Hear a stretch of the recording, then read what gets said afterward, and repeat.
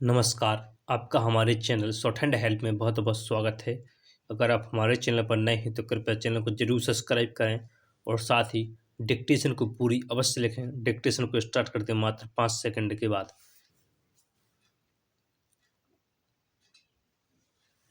Start. Bharat निर्वाचन आयोग के बिना भारतीय चुनावों की कल्पना भी नहीं की जा सकती है।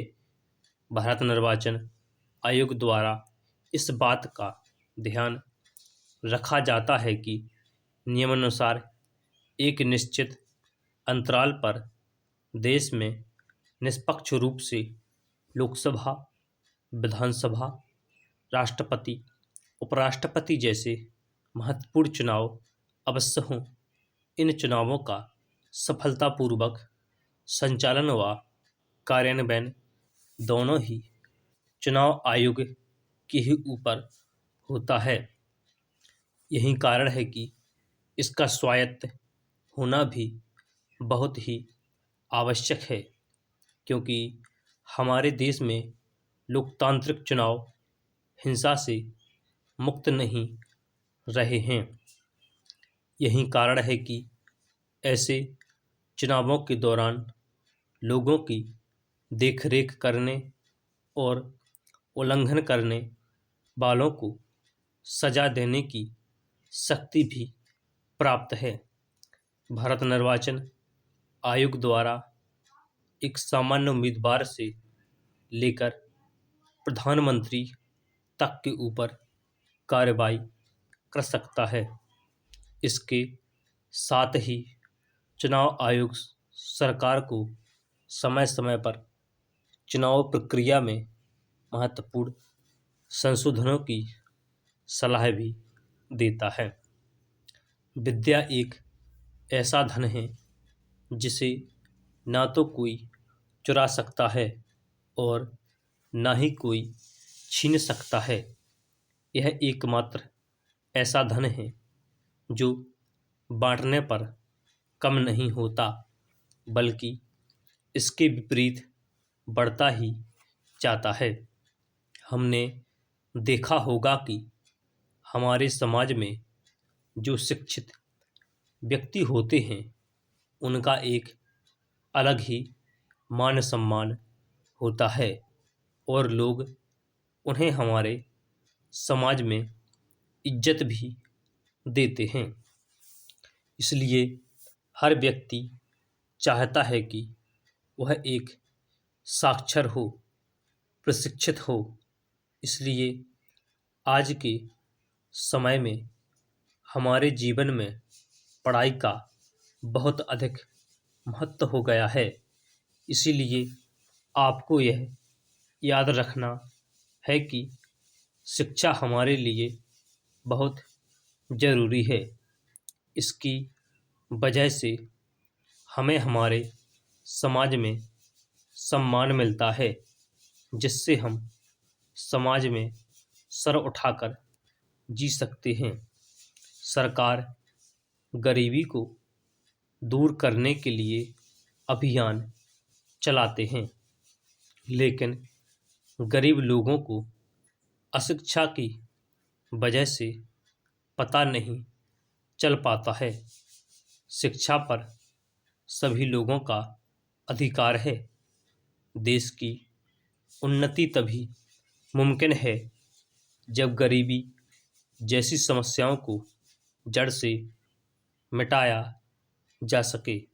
भारत में अमीर और मध्यम वर्ग के मुकाबले में गरीब लोगों की संख्या अधिक है। यह एक गंभीर समस्या है जो सालों साल बनी हुई है। सरकार को और अधिक प्रयास करने होंगे ताकि शिक्षा सभी घरों तक पहुँचे। इस प्रकार विज्ञान को कृषि के क्षेत्र में और अधिक मूल्यवान बनाया जा सकता है। पूरे देश में नए कृषि संबंधित रिसर्च केंद्र खोले जाने चाहिए। कृषि विश्वविद्यालयों की नींव एक अच्छी शुरुआत की गई है। विश्वविद्यालयों से अनुसंधान विशेषज्ञ हमारे बड़े देश के अन्य हिस्सों में फैल जाएंगे और कृषि से जुड़े नए आधुनिक तकनीक के प्रयोग के बारे में कृषकों को बताएंगे। यह एक सुखद संकेत है और गर्व की बात है कि आज भारत में पर्याप्त भोजन है। भारत की छानबीन की योजना के कारण अब एक वर्ष में 20 मिलियन टन खाद्य फसलों का उत्पादन होता है।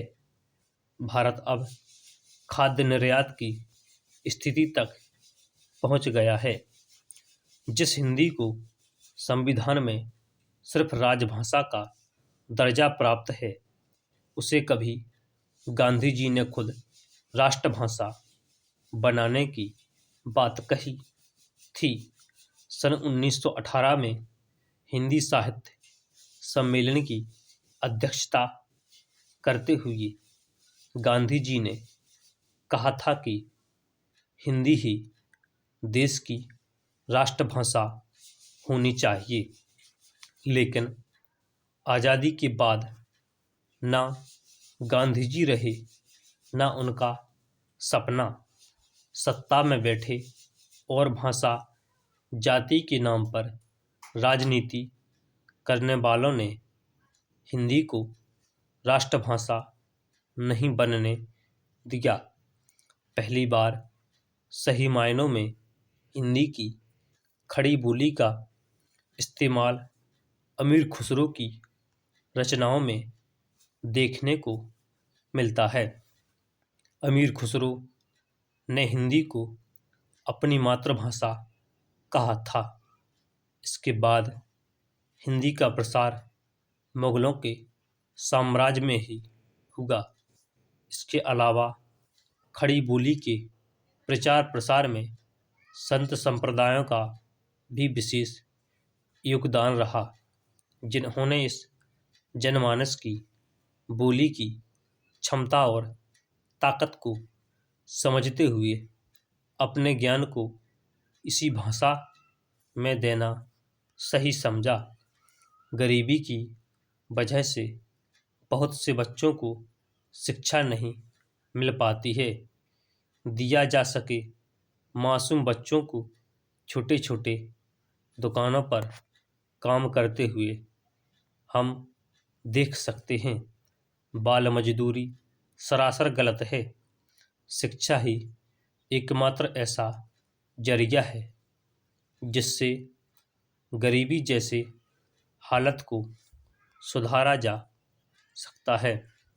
गरीबी एक ऐसी तकलीफ है जो सारी जिंदगी लोगों को परेशान कर देती है। व्यक्ति का सारा जीवन अस्त व्यस्त हो जाता है। शिक्षा एक ऐसा महत्वपूर्ण माध्यम है जिसके द्वारा गरीबी को मिटाया जा सकता है। अशिक्षा मनुष्य के जीवन को अंधकार की तरफ धकेल देती है और मनुष्य को मुश्किल में डाल देती है। विद्या एक ऐसा धन है जिसे ना तो कोई चुरा सकता है और ना ही कोई छीन सकता है। यह एक मात्र ऐसा धन है जो बांटने पर कम नहीं होता, बल्कि इसके विपरीत बढ़ता ही जाता है। हमने देखा होगा कि हमारे समाज में जो शिक्षित व्यक्ति होते हैं, उनकी एक अलग ही पहचान और मान सम्मान होता है और वे अधिक से अधिक सामाजिक कार्यों में प्रोत्साहन पाते हैं। वह एक साक्षर हो, प्रशिक्षित हो। इसलिए आज के समय में हमारे जीवन में पढ़ाई का बहुत अधिक महत्व हो गया है।